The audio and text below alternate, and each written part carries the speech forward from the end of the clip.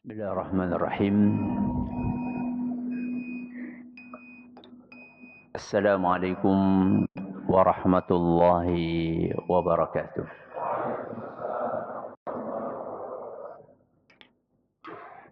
الحمد لله رب العالمين، وبه نستعين على أمور الدنيا والدين، وصلى الله على نبينا وسيدنا محمد وعلى آله وصحبه أجمعين. أما بعد. Kita panjatkan puja dan puji syukur kehadirat Allah Subhanahu wa taala. Pada kesempatan malam yang berbahagia kali ini, kita kembali diberi kekuatan, kesehatan, hidayah serta taufik dari Allah Jalla wa Ala, sehingga kita bisa kembali menghadiri pengajian rutin tafsir Al-Quran di Masjid Agung Darussalam Purbalingga. Kita berharap semoga Allah Azza wa Jalla berkenan untuk melimpahkan kepada kita semuanya ilmu yang bermanfaat, sehingga bisa kita amalkan sebagai bekal untuk menghadap kepada Allah Jalla wa Ala. Allahumma amin. Salam dan salam semoga senantiasa tercurahkan kepada junjungan kita Nabi Agung Muhammad sallallahu alaihi wasallam, kepada keluarganya, sahabatnya, dan umatnya yang setia mengikuti tuntunannya hingga akhir nanti. Seperti biasanya, sebelum kita mengawali pengajian malam hari ini, kita akan membaca sebagian ayat-ayat yang ada dalam surat Al-Mutaffifin. Semoga Allah Subhanahu wa taala memberkahi majelis kita. أعوذ بالله من الشيطان الرجيم.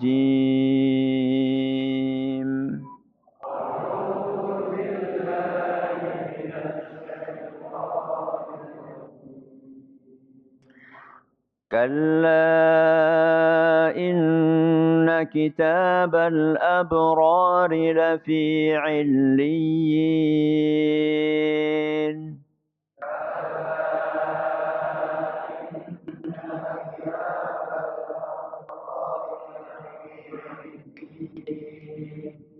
وما أدراك ما عليون.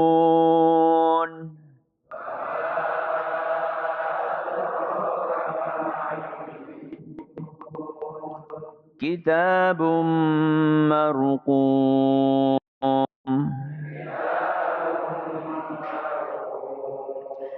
يشهده المقربون.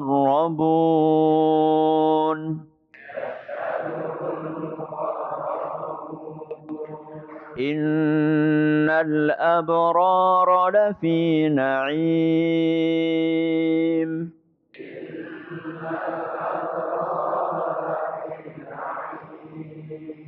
على الأرائك ينظرون.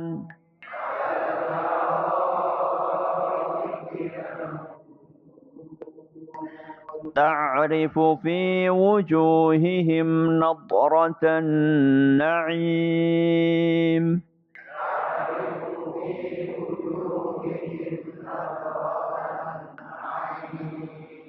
يسقون من رحيق مختوم.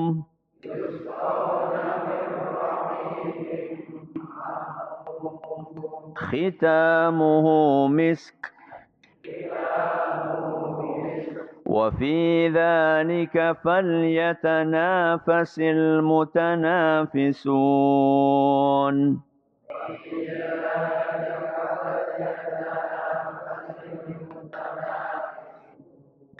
ومزاجه من تسنيم.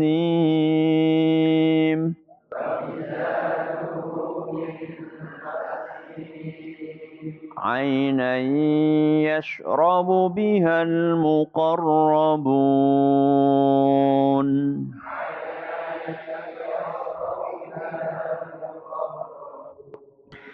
Para hadirin dan hadirat sekalian yang kami hormati, juga segenap pendengar serta pemirsa rahimani wa rahimakumullah. Ayat yang terakhir kita bahas, ayat keberapa? Ayat ke-19. Malam hari ini kita akan membahas ayat selanjutnya, yaitu ayat ke-20. Tapi sebelumnya, kita perlu mengetahui bahwa masyarakat yang dihadapi oleh Rasulullah sallallahu alaihi wasallam saat Al-Quran diturunkan adalah masyarakat kaum musyrikin, yang mereka enggak percaya tentang adanya hari kiamat. Enggak percaya tentang adanya hari kiamat. Apalagi adanya pembalasan di hari kiamat. Bahkan mereka menjadikan itu sebagai bahan olok-olokan. Salah satu dari mereka ngomong kayak gini. Qala man yuhyil 'idhama wa hiya ramim. Dalam surat apa ini? Surat apa? Yasin. Pas kalian Yasin. Qala man yuhyil 'idhama wa hiya ramim. Si musyrik itu mengatakan, siapa yang akan bisa menghidupkan tulang yang sudah lapuk ini? Dia ngambil tulang hewan yang sudah belasan tahun mungkin tulang itu. Dia ambil, kemudian dia apakan? Dia remes. Lalu tulang itu pun remuk, berserpih-serpih. Qala may yuhyil 'idhama wa hiya ramim. Wong tulang yang baru belasan tahun saja sudah lapuk seperti itu. Apalagi tulangnya manusia yang meninggal 1000 tahun yang lalu. Mana mungkin tulang yang sudah seperti ini bisa dihidupkan kembali? Karena dia mikirnya pakai kemampuannya manusia. Kalau manusia yang tidak mungkin. Manusia biasa tidak mungkin. Boro-boro tulangnya sudah remuk kayak gitu. Lawang baru mati saja. Disuruh menghidupkan. Padahal tubuhnya masih utuh. Bisa? Tidak bisa. Manusia. Masalahnya yang bakal menghidupkan kita bukan manusia. Siapa? Allah Azza wa Jal. Yang dikatakan di dalam Al-Quran. Ala kulli syai'in qadir. Apa artinya qadir? Maha kuasa atas segala sesuatu. Maka dibantah oleh Allah Azza wa Jalla. Di dalam ayat berikutnya. Qul, katakanlah wahai Muhammad. Yuhyiha alladhi ansha'aha awwala marrah. Yang akan menghidupkan tulang belulang yang sudah lapuk tersebut adalah yang menciptakannya pertama kali. Sinten? Allah. Lebih susah mana bikin sesuatu dari tidak ada menjadi ada. Atau mengembalikan sesuatu yang pernah ada. Lebih susah mana? Membuat sesuatu dari tidak ada menjadi ada. Ini lebih susah daripada sekedar mengembalikan lagi sesuatu yang Pernah ada, jadi ada lagi. Itu gampang. Lah wong yang susah aja buat Allah gampang, apalagi yang lebih gampang. Surat apa wau? Yasin. Ayat pinten? 78 sampai 79.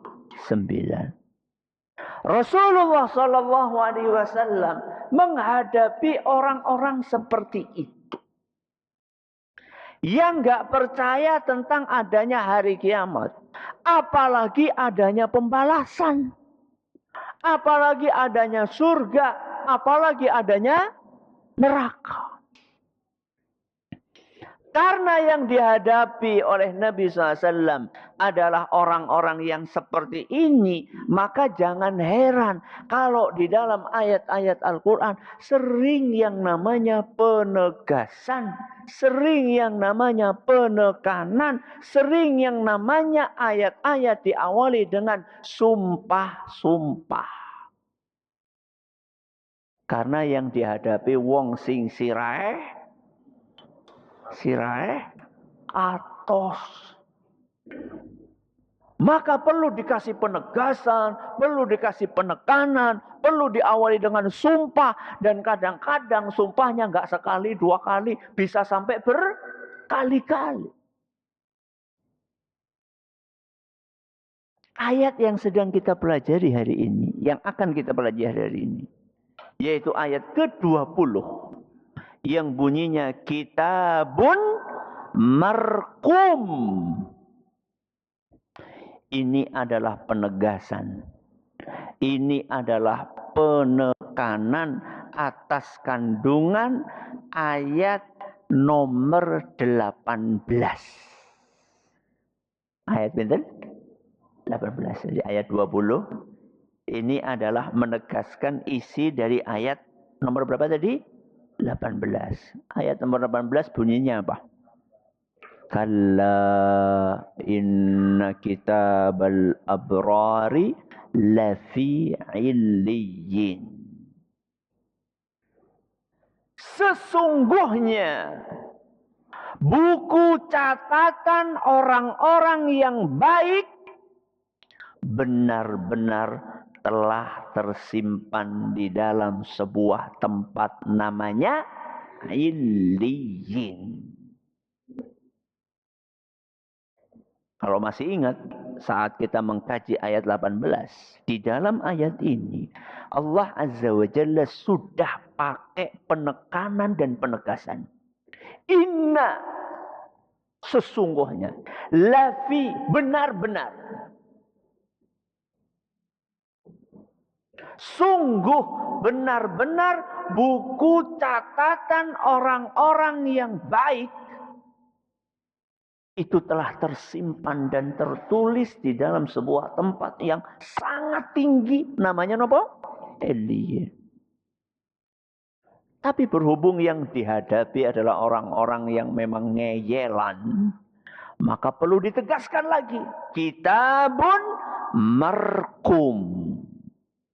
Buku itu, buku catatan tersebut, marqum, benar-benar telah tertulis dengan jelas. Apa yang tertulis di situ?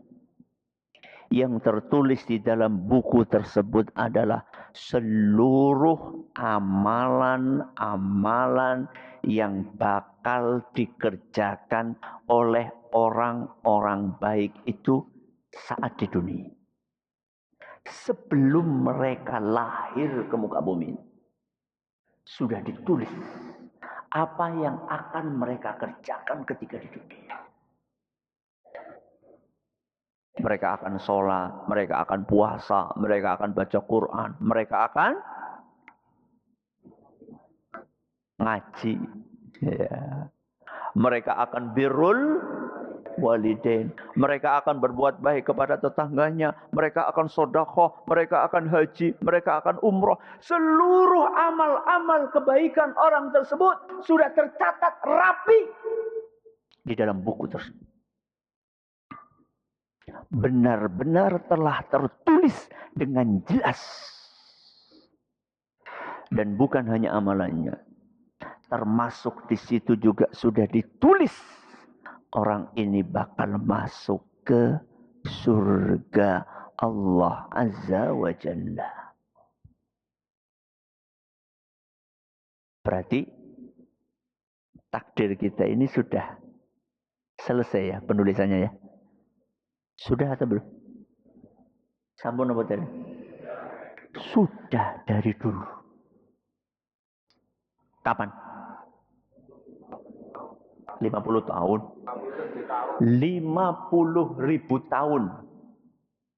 Sebelum jenengan lahir? Bukan. Sebelum ada langit dan bumi. Sebelum ada langit dan bumi. Sebelum ada alam semesta ini. 50.000 tahun.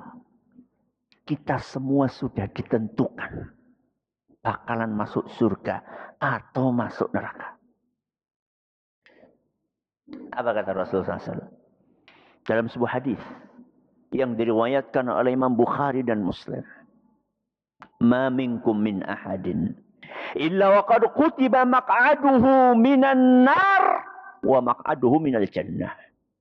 Semua dari kalian sudah tertulis akan masuk surga atau masuk neraka. Semua manusia sudah ditetapkan oleh Allah Azza wa Jalla di dalam Lauhul Mahfuz. Dia bakal kemana? Apakah ke surga atau ke neraka? Begitu mendengar apa yang disampaikan oleh Nabi SAW tadi, maka para sahabat pun bertanya, ya Rasulullah, afala nattakilu ala kitabina wa nada'ul amal?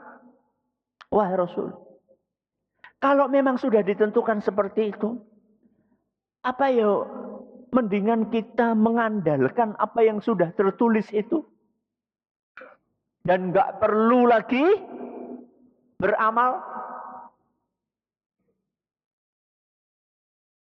Kalau memang sudah ditakdirkan masuk surga, yo ngapa kesel-kesel? Bakalan apa? Ramal bem lebu surga, kira-kira seperti itu. Sebaliknya kalau sudah ditetapkan masuk ke mana? Neraka, apa maning? Ya. Mubah. Nauzubillah min dzalik. Itulah pertanyaan para sahabat.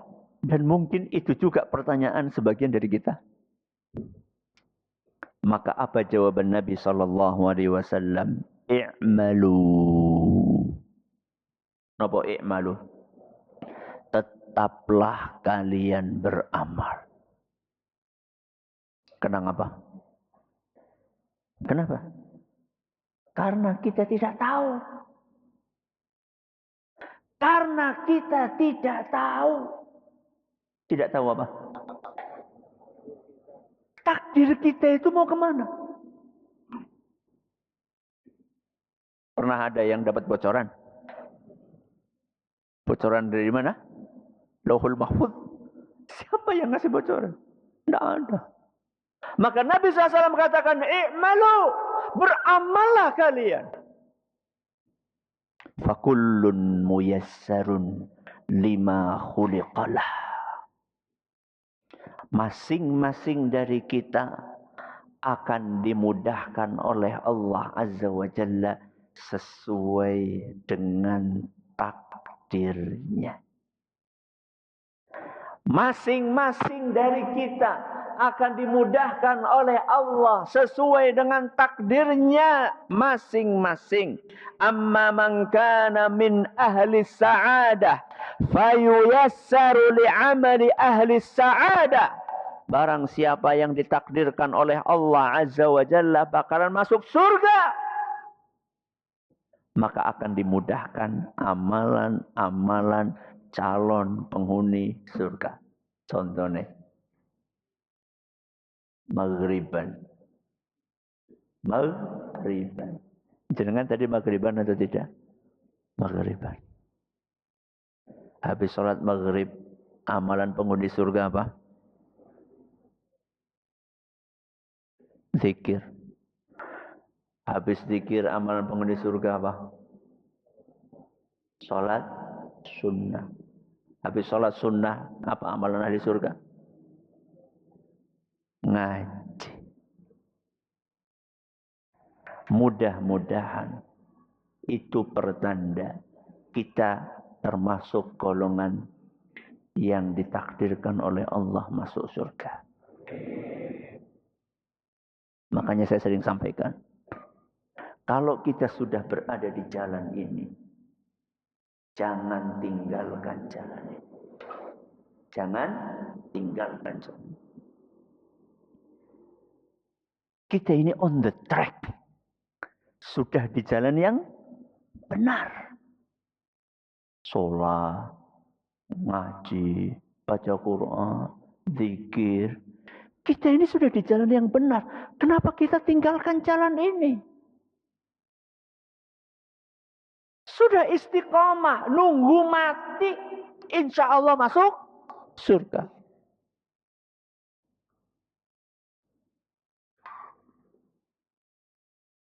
Jangan kita seperti seorang wanita yang diceritakan oleh Allah Azza wa Jal.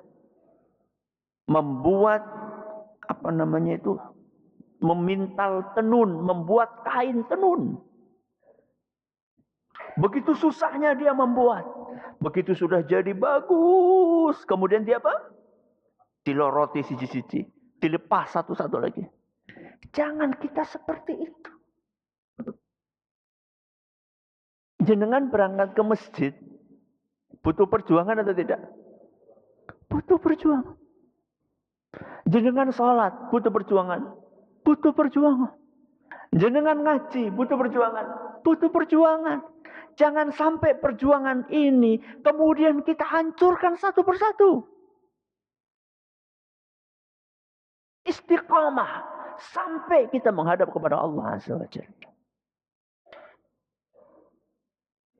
Capeknya kita beramal itu tidak lama. Berapa tahun? 1000 tahun. Siapa 1000 tahun? Emang kita kaumnya Nabi Nuh. Ya, Nabi Nuh itu rata-rata umurnya berapa? 1900 tahun, 800 tahun. Nah, umatnya Nabi Muhammad SAW berapa? 60, 70. A'maru ummati ma baina sittina ila sab'in. Umur umatku antara 60 sampai 70 tahun. Dan sedikit di antara mereka yang melampaui umur tersebut. Berarti kalau jenengan ada yang di sini umurnya di atas 70 tahun, jenengan itu manusia langka.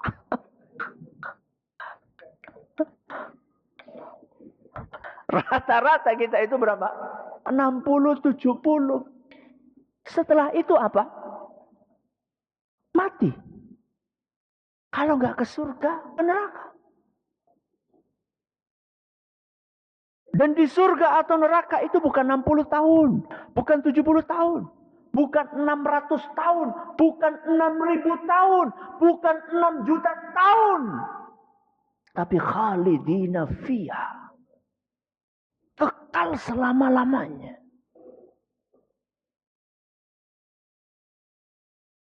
Jadi kitabum marqum itu artinya buku catatan mereka sudah tertulis dengan rapi, dengan apa?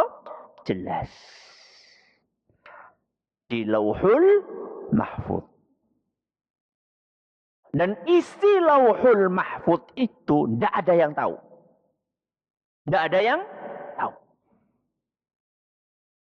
Makanya sebagian ulama menafsirkan kalimat marqum.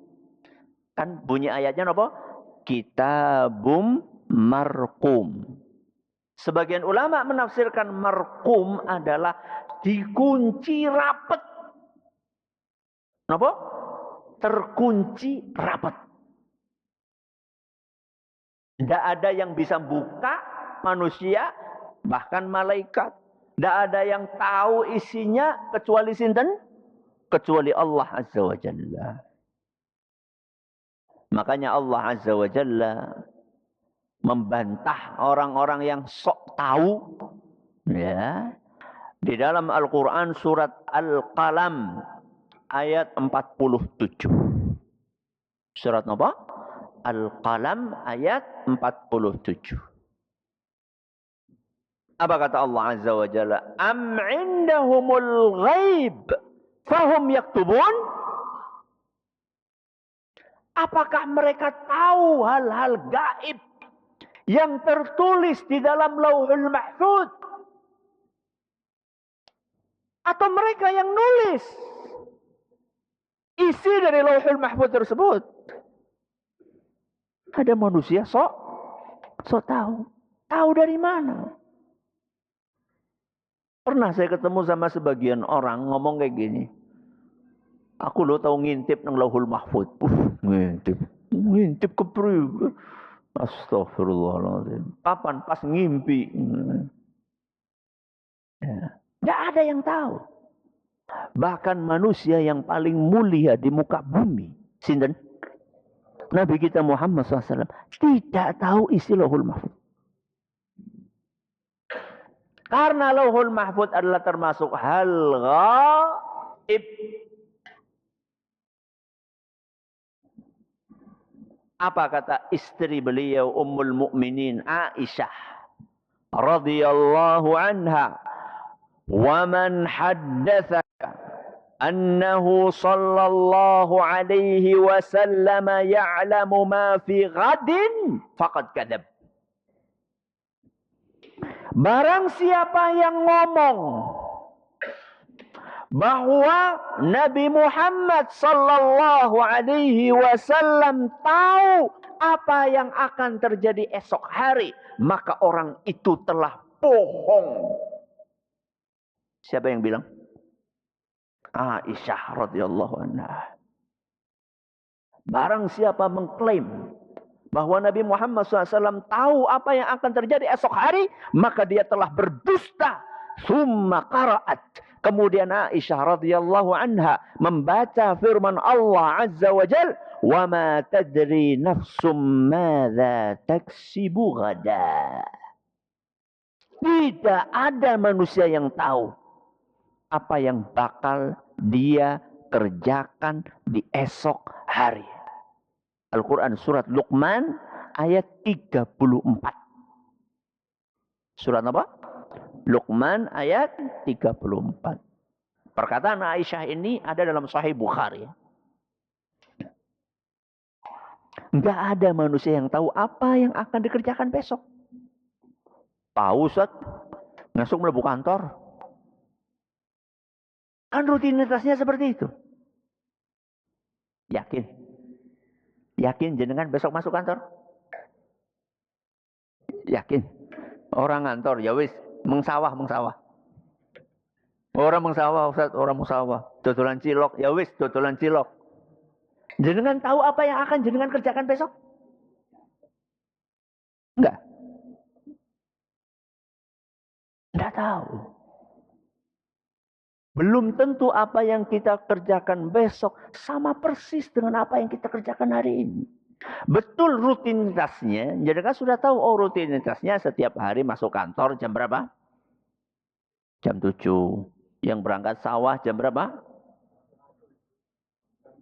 Jam 6. Nah, yang jualan cilok jam berapa? Jam 8. Jam 9. Nunggu anak-anak istirahat sekolah. Itu kan rutinitas. Belum tentu besok kita akan melakukan itu. Karena belum tentu besok kita masih hidup. Toh juga kalaupun hidup, belum tentu besok akan selancar yang kita kerjakan hari ini. Gak ada yang tahu. Jangankan apa yang akan kita lakukan besok. Setelah ini, 5 menit ke depan, kita nggak tahu apa yang akan kita kerjakan. Loh, yang ngaji Ustaz, jadi siapa? 5 menit kemudian, tahu-tahu kebelet. Ya. Akhirnya harus kemana? Harus kamar mandi. Tahu-tahu ada yang nelpon, harus segera pulang. Tidak ada yang tahu. Kenapa? Karena apa yang akan terjadi esok termasuk hal gaib. Dan Lauhul Mahfuz isinya adalah hal gaib. Ya. Kalau manusia yang paling istimewa saja tidak tahu isi Lauhul Mahfuz, apalagi manusia yang biasa-biasa saja. Kayak siapa? Kayak nyong karo jenengan gitu loh. Kayak saya dan jenengan. Manusia yang paling istimewa di muka bumi saja tidak tahu isi Lauhul Mahfuz. Kok bisa-bisanya ada dukun ngaku tahu isi Lauhul Mahfuz? Sing lebih parah apa? Sing percaya dukun. Ku lebih parah. Ana wonge. Wong dukun ku dipercaya sih ya Allah. Pergi ke dukun. Ben apa? Ben sugih. Ben nek nyalek dadi.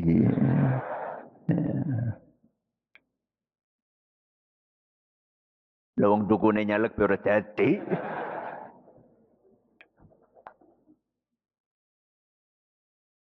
Dukunnya itu loh. Jenengan datang ke sana minta kekayaan. Golet pesugihan. Lah wong dukune bekere. Dukunya ini miskin. Kok bisa-bisanya kita minta pesugihan sama dia? Kalau dia itu pesugihannya manjur. Dari dulu dia sudah selesai. Nggak buka praktek. Karena dia sudah kaya raya.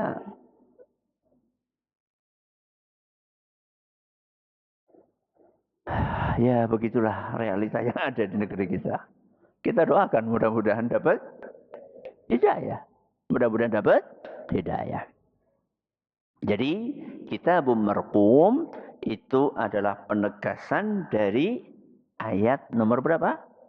18. Bahwa semua amalan yang bakal dilakukan oleh orang-orang yang baik itu sudah tertulis rapi di dalam kitab catatan yang tersimpan di dalam Illiyin.